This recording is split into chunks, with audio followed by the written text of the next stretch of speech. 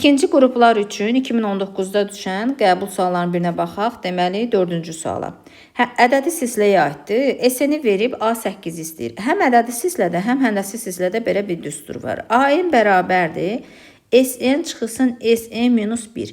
Yəni, biz A8-i tapmaq üçün S8-dən çıxmalıyıq S7-ni. S8-i tapmaq üçün isə S8 bərabərdir. N-in yerinə 8 qoymalıyıq. Bax, bu düsturda N-in yerinə 8-i qoymalıyam.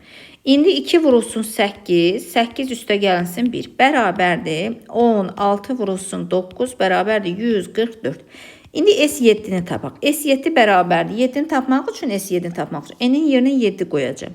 2 vurulsun 7, 7 üstə gəlinsin 1. Bərabərdir 14 vurulsun 8. Bərabərdir 112.